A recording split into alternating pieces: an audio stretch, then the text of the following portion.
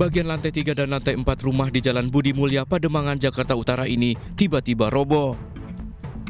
Saat kejadian, John Leong, pemilik rumah tersebut berada di depan rumah, nyaris tertimpa reruntuhan bangunan.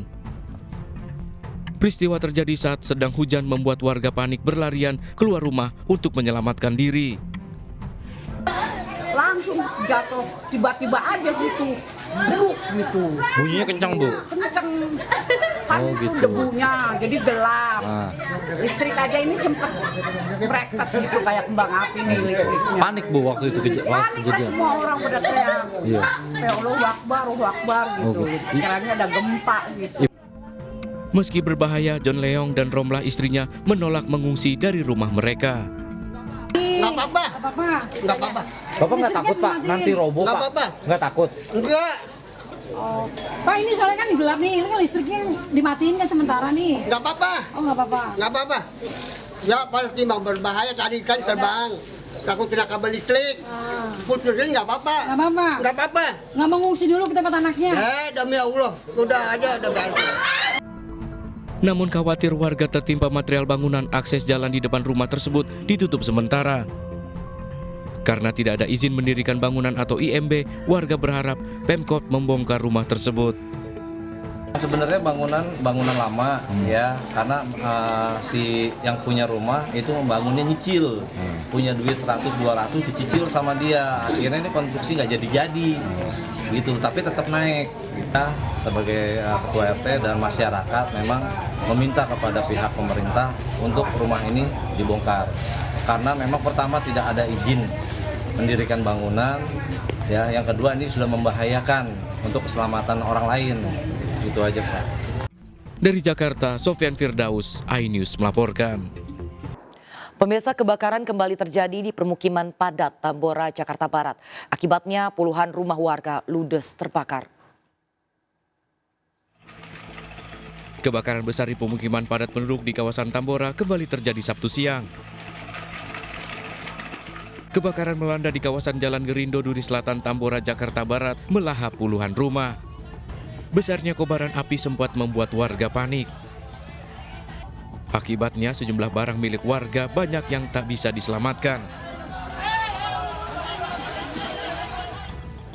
Petugas pemadam kebakaran yang cepat datang langsung berupaya melokalisir api. Akibatnya 30 kamar kontrakan dan 11 rumah warga ludes terbakar. Dugaan sementara kebakaran ini disebabkan korsleting listrik di lantai 2 rumah kontrakan.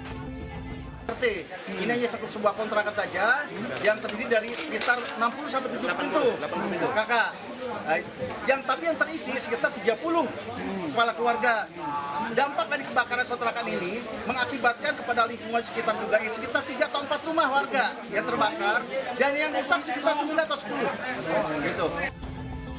Api padam setelah 20 unit pemadam kebakaran dikerahkan ke lokasi. Polisi masih menyelidiki penyebab pasti dari kebakaran. Dari Jakarta, Miftahul Gani melaporkan. Pasca kebakaran di kawasan permukiman padat Tambora, ratusan warga kehilangan tempat tinggal, kini tinggal di tenda pengungsian. Sebanyak 142 warga terdampak kebakaran di kawasan permukiman padat Jalan Gerindo, Duri Selatan, Tambora, Jakarta Barat, kini mengungsi di tenda pengungsian. Sejumlah warga lainnya mengais puing-puing sisa kebakaran yang masih bisa diselamatkan. Warga kini membutuhkan bantuan makanan, minuman, pakaian, selimut, serta obat-obatan.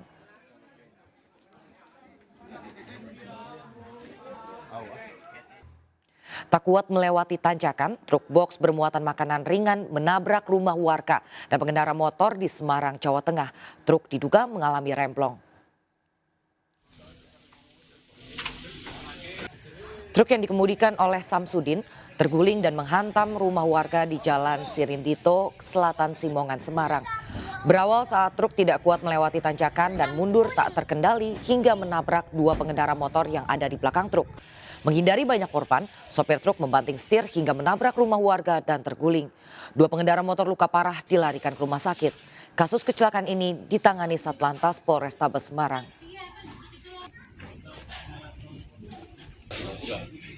Asisten pribadi Saipul Jamil dan seorang bandar ditetapkan sebagai tersangka kasus penyalahgunaan narkoba.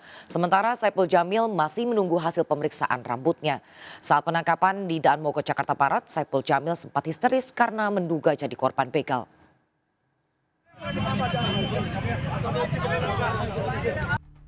Saat penangkapan di dalam mobil di jalur Transjakarta dan Mogot, Jakarta Barat, Saipul Jamil mengaku panik dan meminta pertolongan karena diduga jadi korban begal. Saya tiba-tiba udah berpikir negatif, saya pikir begal.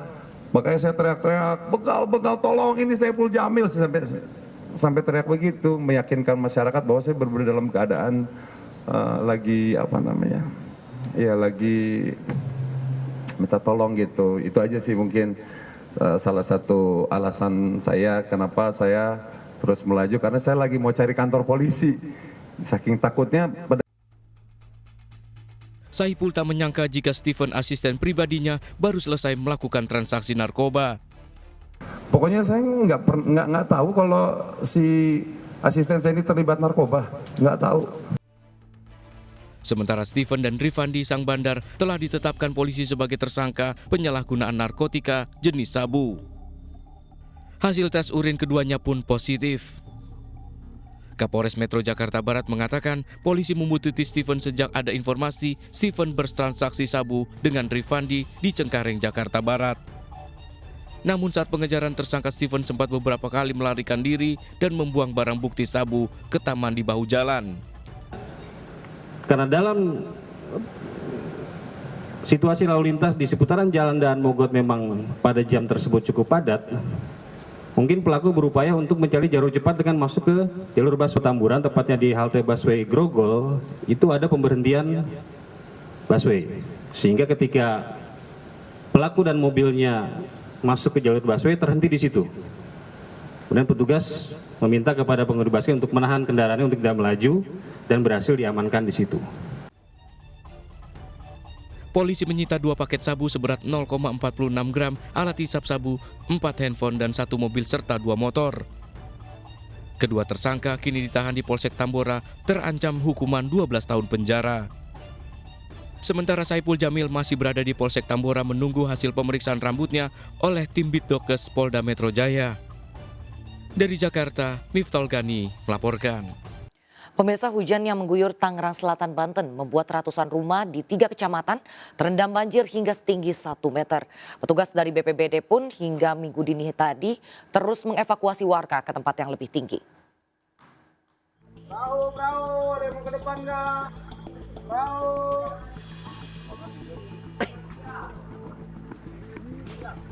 Petugas BPBD Tangerang Selatan berupaya mengevakuasi warga ke tempat yang lebih aman saat banjir merendam perumahan Marta Pondok Aren.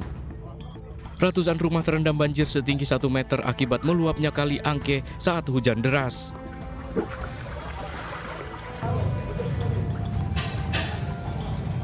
Sejumlah lapak pedagang juga terendam banjir serta akses jalan Setiabudi tak bisa dilalui kendaraan. BPBD Tangerang Selatan mencatat hingga minggu dini hari ada 3 kecamatan di 11 titik lokasi banjir, yaitu Pondok Aren, Ciputat, dan Pamulang. Pondok Kacang Prima, terus juga di RT 5 RW 7, di perkampungan juga sama 1 meter. Tapi ini sudah mulai surut, tapi kita lihat air di kali ini masih makin tinggi. Nah, sehingga kemungkinan besar surutnya agak lama. Warga korban banjir berharap pemerintah bisa segera mendirikan posko pengungsian dan memberikan bantuan makanan. Dari Tangerang Selatan, Banten, Nunung Purnomo, iNews melaporkan. Banjir juga merendam ratusan rumah di Kabupaten Bekasi, Jawa Barat. Meski sempat surut di hari ketiga, namun Sabtu malam air kembali naik usai hujan lebat. Sementara di Cimahi, banjir juga mengendangi sejumlah ruas jalan usai hujan lebat. Derasnya banjir membuat jalan terputus.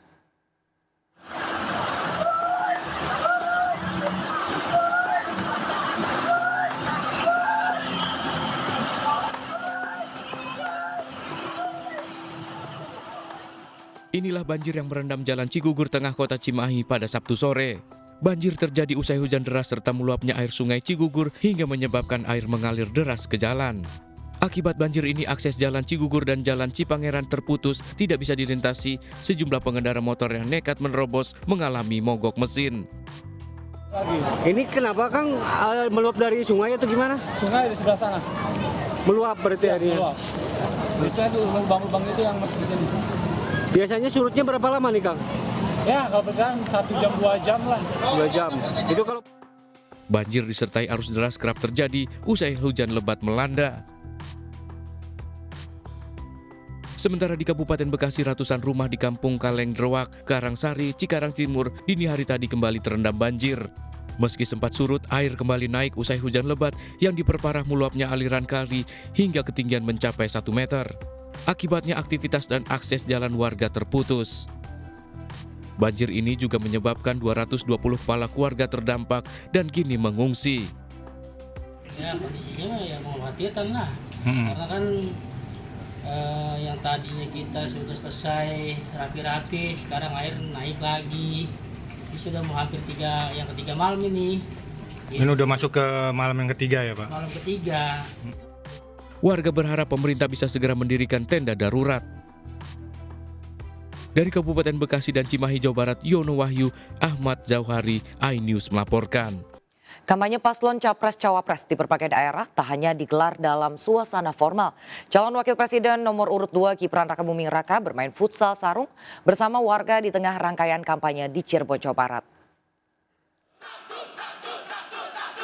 Dengan menggunakan sarung, Gibran bermain futsal bersama puluhan warga. Uniknya, Gibran dan timnya mengenakan kaos warna biru dan salah satunya bertuliskan Samsul, akronim yang viral setelah Gibran salah menyebut asam sulfat dalam sebuah acara. Setelah bermain futsal, Gibran mengisi waktu kampanye di Cirebon dengan mengunjungi Pondok Pesantren Buntet. Gibran juga menyapa ratusan relawan di Pantura Sport Hall Bima, Kecamatan Kesambi, Kota Cirebon. Kedatangan Gibran bersama istrinya Selvi Ananda disambut meriah ratusan relawan.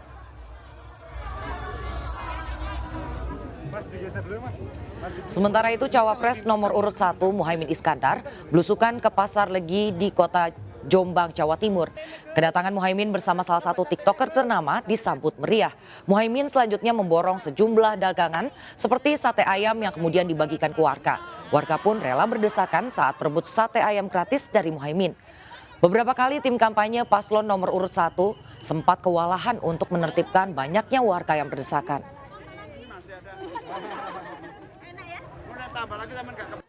Sementara itu pemirsa, sehari sebelum mengikuti debat, calon presiden nomor urut 3 Ganjar Pranowo menyapa ribuan masyarakat di kota Denpasar.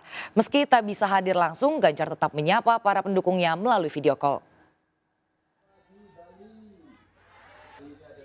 Melalui video call, calon presiden nomor urut 3 Ganjar Pranowo menyapa ribuan masyarakat yang tengah menghadiri Creative Fun Walk di kota Denpasar, Bali. Meski tak bisa hadir secara langsung, kehadiran Ganjar secara virtual disambut meriah ribuan masyarakat.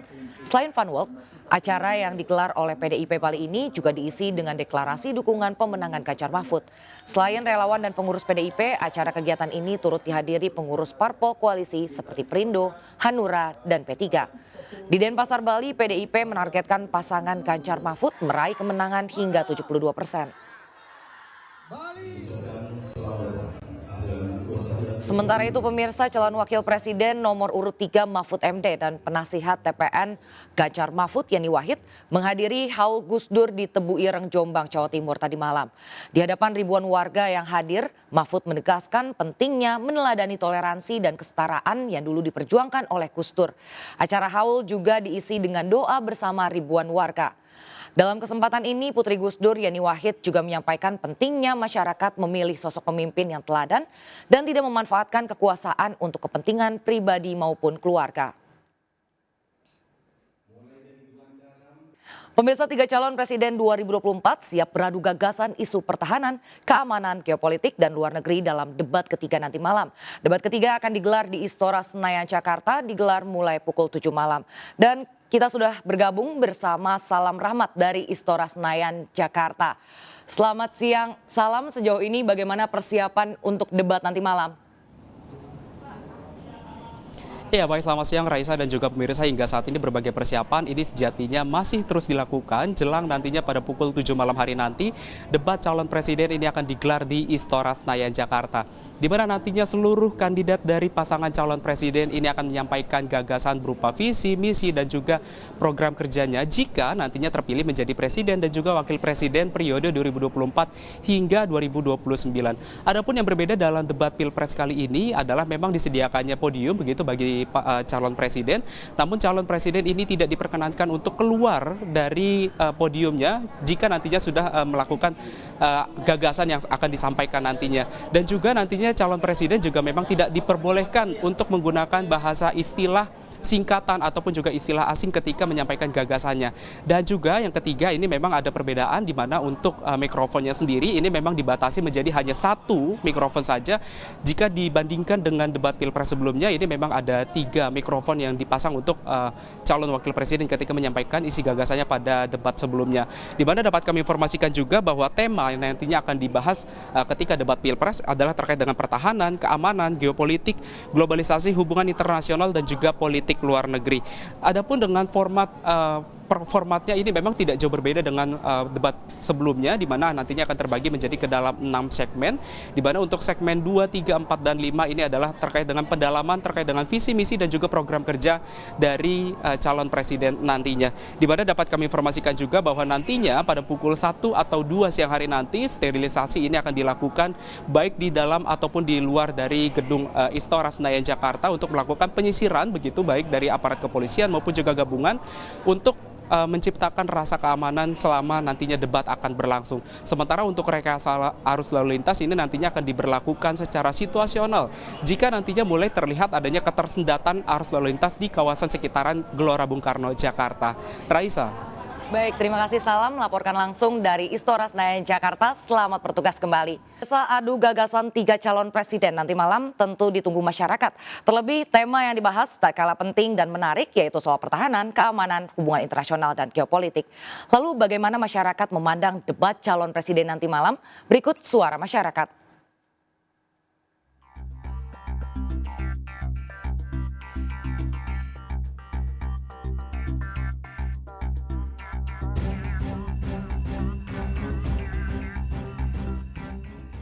Bakal seru banget pasti malam ini karena temanya ini lagi hot banget. Apalagi kita lagi punya Rohingya, lagi punya konflik Israel-Palestina, yang pasti ini bakal seksi banget.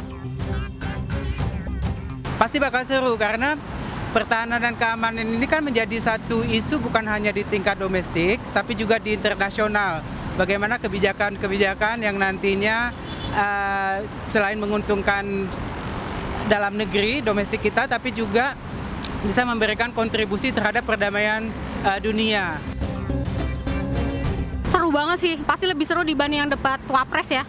Debat Capres pasti lebih seru karena tiga-tiganya orangnya itu narator semua gitu.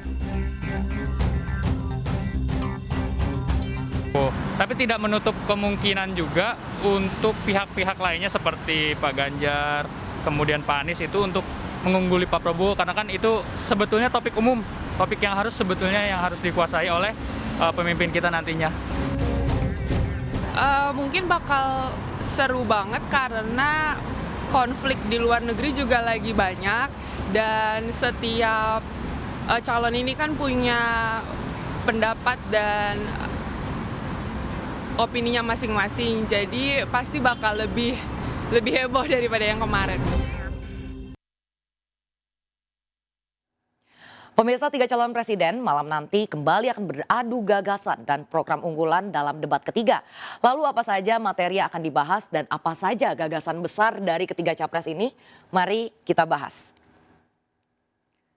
Debat ketiga Pilpres 2024 nanti malam akan kembali menghadirkan 3 calon presiden, yaitu ada Anies Baswedan, Prabowo Subianto, dan juga ada Ganjar Pranowo. Dalam debat nanti malam, Anies, Prabowo, dan juga Ganjar akan adu gagasan soal 4 tema, yaitu ada pertahanan, lalu juga ada keamanan, hubungan internasional dan juga geopolitik. KPU juga menambahkan 2 tema tambahan dalam debat ketiga nanti malam, yaitu tema politik luar negeri dan juga globalisasi. Lalu seperti apa format debat nanti malam? Nantinya kita akan sama-sama melihat kalau debat nanti malam sama seperti dengan debat kedua sebelumnya. Ketiga calon presiden akan berdiri di depan podium yang telah disediakan. Format debat tidak akan berubah dari sebelumnya. Para cawapres akan hadir dan bisa berdiskusi dengan capres, namun cawapres tidak diperbolehkan untuk ikut naik ke podium. Dalam 120 menit debat capres terbagi menjadi 6 segmen. Segmen pertama menyampaikan visi misi dan program kerja. Segmen 2 dan 3 moderator mengajukan pertanyaan yang disusun oleh 11 panelis. Sementara untuk segmen 4 dan juga 5, capres akan saling bertanya dan saling menanggapi. Ditutup dengan pertanyaan masing-masing capres di segmen akhir. Lalu apa yang berbeda dengan debat ketiga nanti malam? Nantinya untuk debat ketiga nanti malam dari evaluasi penyelenggaraan 2 debat sebelumnya, KPU menetapkan sejumlah aturan baru yang telah disepakati seluruh paslon. Aturan tersebut diantaranya yang pertama soal mikrofon, di mana mikrofon yang digunakan untuk debat hanya ada satu, yaitu yang terpasang atau built-in di podium masing-masing. Sehingga nantinya ruang gerak capres hanya akan ada di podium atau tidak bisa meninggalkan podium. Itu artinya ketiga calon presiden hanya akan menggunakan satu mikrofon saja. Ini berbeda dengan debat kedua lalu saat cawapres menggunakan 3 mikrofon sekaligus, yaitu ada clip-on, headset, dan juga handheld. Aturan ketiga soal penggunaan istilah asing atau singkatan. Meski diperbolehkan, masing-masing calon presiden harus menjelaskan istilah asing atau singkatan tersebut kepada lawan debatnya agar mudah dipahami maksud pertanyaan atau pernyataannya tersebut. Selama 2 jam di atas panggung, masing-masing dari capres berkesempatan meyakinkan calon pemilih dengan menyampaikan gagasan dan program-program unggulan di bidang pertahanan, keamanan, geopolitik, dan hubungan internasional. Sehingga diharapkan masyarakat dapat menilai kapasitas dan kapabilitas capres yang akan dipilih dalam Pilpres mendatang. Pemirsa, 2 insan televisi, Aryo Ardi dan juga Anissa Dasuki, terpilih sebagai moderator debat calon presiden nanti malam. Seperti apa sosok keduanya? Berikut liputannya.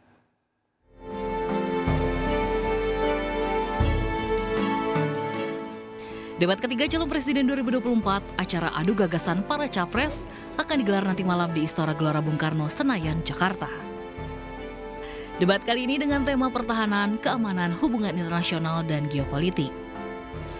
Debat ketiga yang akan diikuti 3 calon presiden ini akan dipandu Aryo Ardi dan Anissa Dasuki sebagai moderator. Nama Aryo Ardi dan Anissa Dasuki sudah tidak asing di dunia penyiaran Indonesia. Aryo Ardi merupakan jurnalis televisi senior yang kini menjabat sebagai pemimpin redaksi JTV. Aryo Ardi memiliki pengalaman lebih dari 20 tahun sebagai jurnalis dan pembawa berita. Sebelumnya lulusan Sekolah Tinggi Ilmu Ekonomi STE Perbanas Jakarta ini pernah menjabat sebagai wakil pemimpin redaksi iNews TV pada 2016 hingga 2020. Sebelumnya Aryo Ardi pernah menjadi penyiar dan produser eksekutif di RCTI.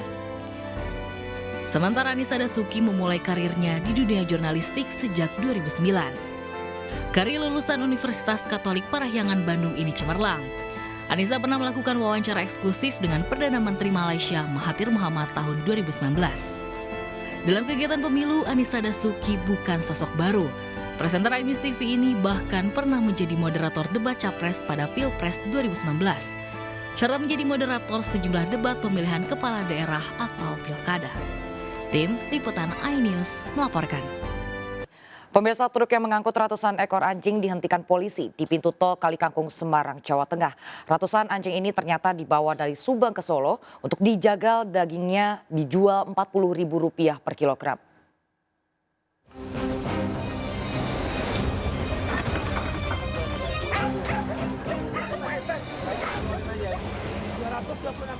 Polisi menghentikan sebuah truk di gerbang tol Kalikangkung, Semarang, Sabtu malam. Saat diperiksa, truk didapati membawa 226 ekor anjing terbungkus karung dan terikat tali. Truk asal Subang tujuan Solo ini kemudian dibawa ke Mapolrestabes Semarang. Mau dibawa kemana? Ke Solo. Ke Solo untuk dijagal. Ya, ada yang buat buru ya tergantung Pak. Kita buat buru itu maksudnya apa? Buat buru apa itu kayak biawak kayak gitu. Ya mungkin ada yang buat dipotong, kita kan jualnya itu Pak. Mungkin ada yang dibuat potong ya ada. 5 awak truk diamankan dan diperiksa polisi. Ini bisa kita gagalkan pengiriman 226 ekor anjing. Nah, Sementara ini kita amankan 5 orang, kemudian 1 truk yang digunakan sebagai sarana untuk mengangkut. Pengiriman ratusan ekor anjing ini sudah tercium sejak 23 Desember lalu. Anjing-anjing ini akan dijagal dan dagingnya akan dijual Rp40.000 per kilogram. Mulai dari Semarang itu sudah ada pembelinya, itu sudah menunggu di pinggir jalan tol. Jadi mereka dari truk, kenapa mereka ikat keempat kakinya dan mulutnya dan dimasukkan ke dalam karung supaya memudahkan mereka membanting, membuang dari truk yang tinggi ke atas pick up. Nah, mereka beli per ekornya dari 50.000 sampai 250.000 tergantung anjing yang besar. 50.000. Nah, sampai di Solo Raya mereka jual ke pedagang-pedagang yang menjual yang menjual menu daging anjing ini seharga Rp38.000 per kilogram. Polisi masih mendalami dokumen surat jalan dari polisi dan surat keterangan kesehatan hewan yang diduga palsu. Dari Semarang, Jawa Tengah, Kristiadi, iNews melaporkan. Pemirsa, Ketua Umum DPP Partai Perindo Haritanu Sudibyo bersama mantan Ketum PPNU Kiai Haji Said Akil Siraj berkesempatan mengunjungi area wisata kuliner Simpang 5 di Kota Semarang, Jawa Tengah. Haritanu Sudibyo mencicipi makanan khas Semarang, yakni nasi ayam busami di kawasan yang ramai dengan pengunjung.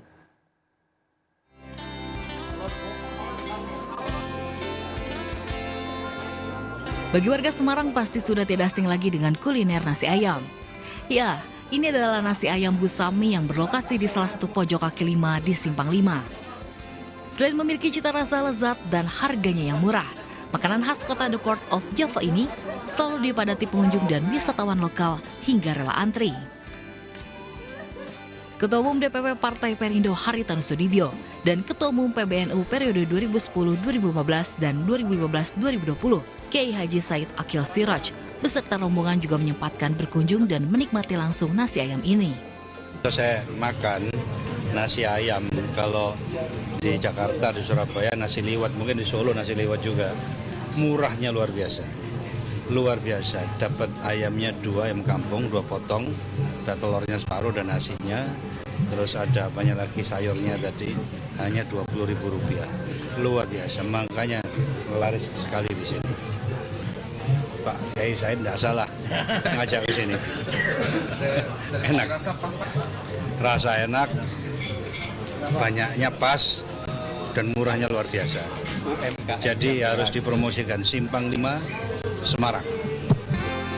Usai santap malam, Ketua Umum DPP Partai Perindo Haritanu Sudibyo beserta rombongan juga dikejutkan dengan musisi jalanan yang menyanyikan Mars Partai Perindo.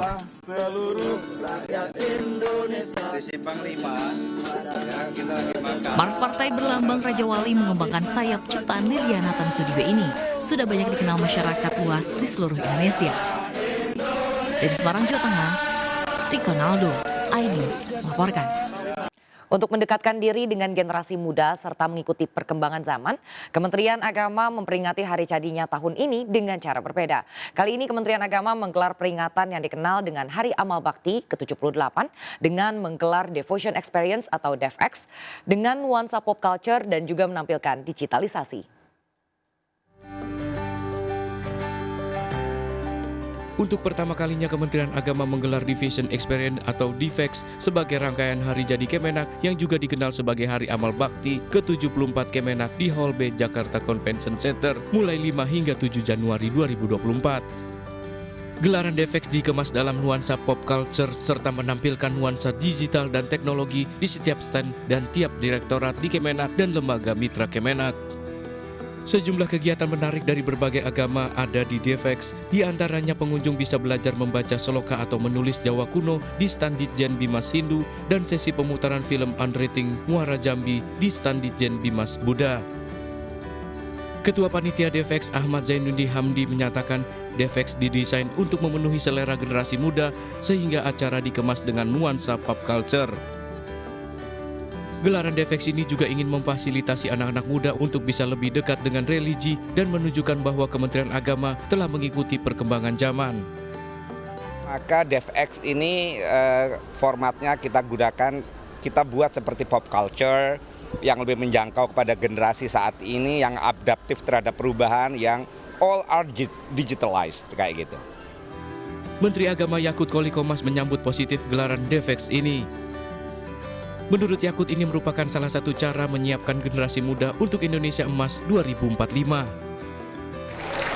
Saya sudah mendownload aplikasinya, kita sudah coba aplikasinya, di handphone saya sudah bisa pakai huruf background. Kadang-kadang saya WA staf khusus, staf ahli ini pakai huruf background. Dalam gelaran Devex yang berlangsung selama 3 hari juga dilakukan launching papan virtual Aksara Pegon dan Rumah Kita, serta menyuguhkan hiburan dan talk show yang menampilkan artis muda Indonesia. Dari Jakarta, Steven Patinama, Muhammad Hairudin melaporkan.